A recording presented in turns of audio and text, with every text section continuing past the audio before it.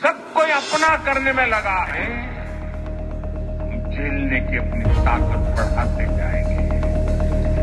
రేపు అంటే ఆగస్టు 27 నుండి ట్రంప్ చెప్పిన అడిషనల్ 25% టారిఫ్ అమలు కానున్నాయి. దేశమంతటా ఇప్పుడు దీని గురించే చర్చలు జరుగుతున్నాయి. ఈ 25% యాడ్ అయితే టోటల్ గా అమెరికా మన పైన 50% టారిఫ్ వేసినట్లు అవుతుంది. దీనికి అర్థం $100 మన నెక్లెస్ యొక్క విలువ అమెరికాలో $150 అవుతుంది. $10 విలువ ఉన్న ఇండియన్ షర్ట్ $15 కు అమెరికన్ మార్కెట్ లో అమ్ముడుపోతుంది. ఇంతకు ముందు $110 కు అమ్ముడుపోయే వస్తువు $150 అవుతుంది. అమెరికన్ మార్కెట్ లో మన వస్తువుల యొక్క ధరలు పెరుగుతాయి. ఈవెన్చువల్లీ అమెరికన్ ప్రజలు ఇండియన్ వస్తువులను కాకుండా వియత్నాం, చైనా లేదా బంగ్లాదేశ్ వస్తువులను కొంటారు.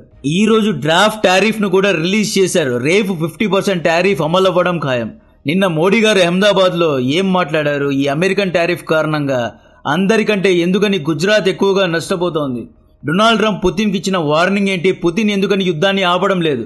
భారత్ ఈ 50% టారిఫ్ ను ఎలా ఎదుర్కోనుంది అనే విషయాలన్నీ 1 by 1 డిస్కస్ చేద్దాం. ఈ అన్ని విషయాల్లో ఒకదానికొకటి ఇంటర్ కనెక్ట్ అయి ఉన్నాయి. మనందరికీ తెలుసు పుతిన్ జెలెన్స్కీతో బైలాటరల్ మీటింగ్ ఒప్పుకోలేదు అని. పుతిన్ యుద్ధాన్ని ఆపలేదు. అలస్కాలో జరిగిన శాంతి చర్చలు అట్టర్ ఫ్లాప్ అయ్యాయి. ఇది ట్రంప్ కు నచ్చలేదు. పాయింట్ నంబర్ 1, బ్రిక్స్ దేశాలు సంఘటితం అవ్వడం, బ్రిక్స్ కరెన్సీ రిలీజ్ చేయాలి అనే డిస్కషన్ జరగడం ట్రంప్ కు నచ్చడం లేదు. BRICS is an direct threat to America అని డొనాల్డ్ ట్రంప్ అంటున్నాడు. ఎంత ఒత్తిడి పెట్టినా ఇండియా, రష్యా దగ్గర ఆయిల్ ను కొనడం మానడం లేదు. ఇది కూడా ట్రంప్ కు నచ్చడం లేదు. దెబ్బ మీద దెబ్బ, ఓటమి తర్వాత ఓటమి. అమెరికన్ మీడియా ట్రంప్ ను ట్రోల్ చేస్తున్నారు.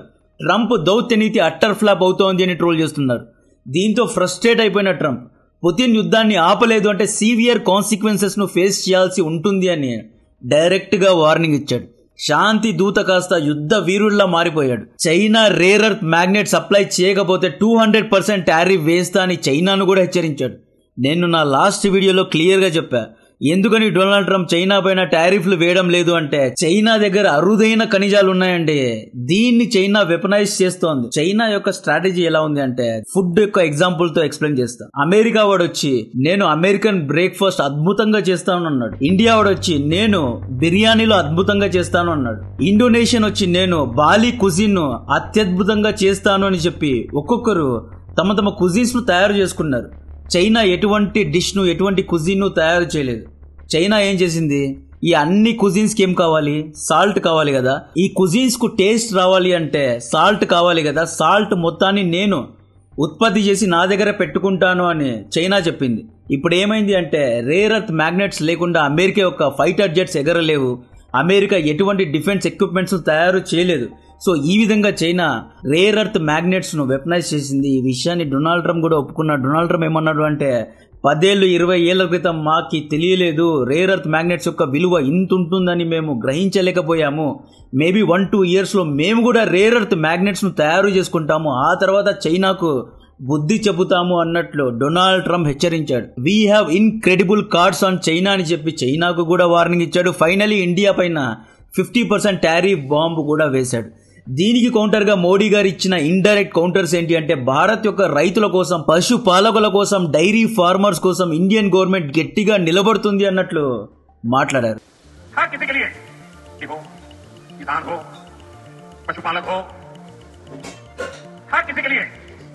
मैं आपको बार बार वादा करता हूं मोदी के लिए आपके ही सर्वोपरि है. ట్రంప్ టారిఫ్ కు తగ్గేది లేదు అన్నట్లు చెప్పారు. యాక్చువల్లీ ఈ టారిఫ్ డిస్కషన్ లో ఏం జరిగింది అంటే అమెరికా యొక్క కంపెనీస్ ఇండియాలో అమ్మే అగ్రికల్చర్ అండ్ డైరీ ప్రొడక్ట్స్ పైన టారిఫ్ ను తగ్గించడానికి భారత ప్రభుత్వం పైన ఒత్తిడి పెట్టారు. దీనికి ఇండియా ఒప్పుకోలేదు. ఒకవేళ ఈ టారిఫ్ ఎత్తేసాము అనుకోండి American milk, American curd, American yoghurt ఇండియాలో అమ్ముడుపోతే ఎలాగైతే మెక్డొనాల్డ్స్, కోకోకోలా ఇండియన్ మార్కెట్ మొత్తాన్ని ఆక్రమించుకొని కూర్చున్నాయో సేమ్ అలాగే అగ్రికల్చర్, డైరీ, మిల్క్, కర్డ్ ఇలాంటి రంగాల్లో అమెరికన్ కంపెనీస్ భారత్ యొక్క మార్కెట్ ను ఆక్రమించుకొని కూర్చుంటాయి. ప్రతి ఇంటికి డైలీ మిల్క్ అండ్ కర్డ్ కావాలి. ఇండియాలో డొమెస్టిక్ గా మిల్క్, డైరీ, అగ్రికల్చర్ యొక్క మార్కెటే $200 బిలియన్. ఈ $200 బిలియన్ మార్కెట్ ను అమెరికా లాగేసుకుంటుంది. కాబట్టే భారత ప్రభుత్వం దీనికి ఒప్పుకోలేదు. మా పైన ఎంత ఒత్తిడి పెరిగినా మేము నిలబడతామని అమెరికాకు మోడీ గారు ఇండైరెక్ట్ గా హెచ్చరించాడు. మా పైన ఎన్ని టారిఫ్లు వేసినా ఇండియన్ ఇంట్రెస్టే పరమావధిగా చూసుకుంటామని స్టేట్మెంట్ ఇచ్చారు. రష్యన్ ఆయిల్ ను కొనొద్దు అని ట్రంప్ డిమాండ్ పెట్టాడు కదా, దానికి 140 కోట్ల భారతీయుల హితాన్నే చూసుకుంటాము, ఆయిల్ ఎక్కడ తక్కువగా దొరికితే అక్కడే కొంటాము అన్నట్లు మోడీ గారు ఇండైరెక్ట్ గా కౌంటర్ వేశారు. స్వదేశీ మూవ్మెంట్ ను ప్రోత్సహించారు. ఇండిజీనియస్ గూడ్స్ నే కొనాలి అని చెప్పారు. లోకల్ గానే మన వస్తువులు మనమే మ్యానుఫ్యాక్చర్ చేసుకోవాలి అని చెప్పారు.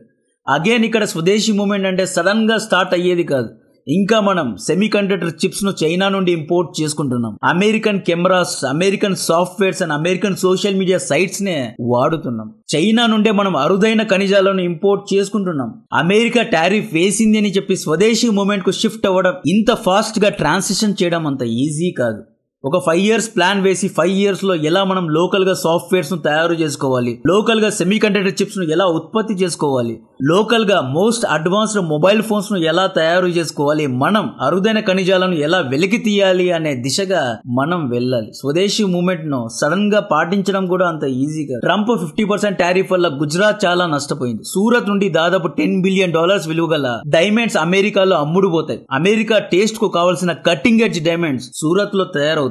ఇన్ని సంవత్సరాలు Indian traders and American traders మధ్య ఒక ర్యాపో పెరిగిపోయింది. ఈ టారిఫ్ కారణంగా సూరత్ లో ఎన్నో ఉద్యోగాలు పోయాయి. Gujarat one of the largest exporter అమెరికాకు. Chemical, petrochemicals, textiles, garments, agriculture products, groundnuts, cotton, spices, engineering goods ఇవన్నీ గుజరాత్ అమెరికాకు సప్లై చేస్తుంది. సో ఈ నష్టాలను పూరించడానికి గుజరాత్ ప్రభుత్వం రిలీఫ్ ప్యాకేజెస్ ను ప్రకటించింది. 5,000 కోట్లు ప్రకటించి ఇన్ఫ్రాస్ట్రక్చర్ ప్రాజెక్ట్ ను మొదలుపెట్టింది. పిల్లలకు ఎడ్యుకేషనల్ లోన్స్ ఇస్తున్నారు.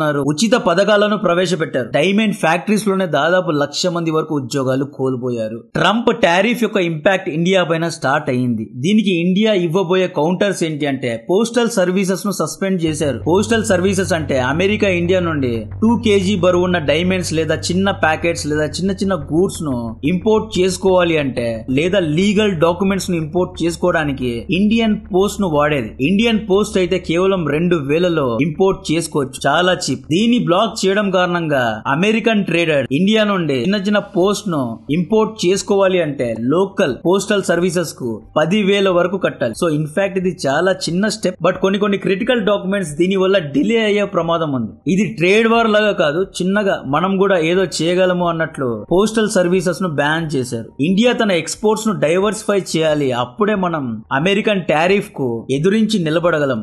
Middle east, Africa, south east దేశాలకు మనం మన వస్తువులను అమ్మాలి. అమెరికా పైన పూర్తిగా ఆధారపడకూడదు. ఇప్పుడు డైమండ్స్ ఉన్నాయి. ఈ డైమండ్స్ UAE, మిడిల్ ఈస్ట్ దేశాల్లో కూడా కొంటారు. మనం అమెరికాలో అమ్మకపోతే ఈ దేశాల్లో అమ్మి ఆ యొక్క లాసెస్ ను పూరించాలి అన్నమాట. ఇండియా అమెరికా మధ్య $120 billion వ్యాపారం జరుగుతుంది. ఇందులో ఇండియా $80 billion ఎక్స్పోర్ట్ చేస్తుంది, $40 billion ఇంపోర్ట్ చేసుకుంటుంది. దాదాపు $40 billion వ్యాపార లాభంలో ఇండియా ఉంది.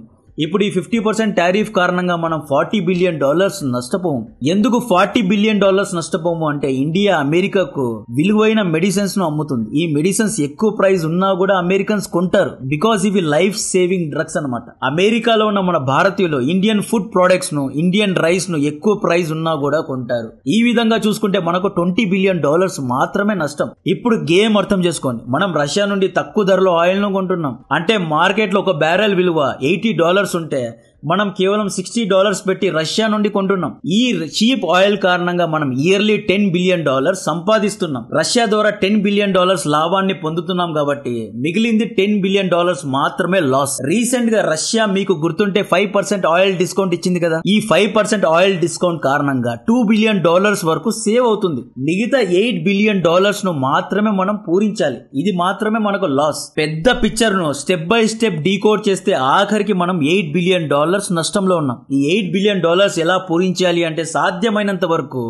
మనం ఇండియన్ ప్రొడక్ట్స్ నే కొనాలి. లుక్, ఇక్కడ నేను ఎడిటింగ్ కోసం వాడే టూల్స్, సాఫ్ట్వేర్స్ అన్ని అమెరికావే. అమెరికన్ సాఫ్ట్వేర్స్, అమెరికన్ ల్యాప్టాప్స్ తోనే నేను ఫాస్ట్ గా ఎడిటింగ్ చేయగలను. ఇక్కడ నేను స్వదేశీ వస్తువులు వాడాలి అంటే సడన్ గా ఇవన్నీ చేంజ్ చేయలేను. ఎందుకంటే దీనికోసం ఎన్నో లక్షలు నేను ఖర్చు పెట్టాను. నా వల్ల అయినంత లైక్ మొబైల్ ఫోన్స్, ఆట వస్తువులు లేదా ఆర్టిఫిషియల్ ఇంటెలిజెన్స్ కు సంబంధించిన సాఫ్ట్వేర్స్ ఇలాంటివి నేను ఇండియన్ మేడ్ కొనడానికి ట్రై చేస్తాను. అంతేగాని సడన్ గా షిఫ్ట్ అయిపోవాలి అంటే ఎవరికి సాధ్యం కాదు. సో ఈ విధంగా మోడీ గారు ఎక్కడ అమెరికన్ వస్తువులను బైకాట్ చేయండి అని చెప్పలేదు. సాధ్యమైనంత వరకు ఇండియన్ వస్తువులనే వాడండి అన్నట్లు ఈయన మాట్లాడారు. ఈ 50% టారిఫ్ ఎక్కువ కాలం ఉండదు.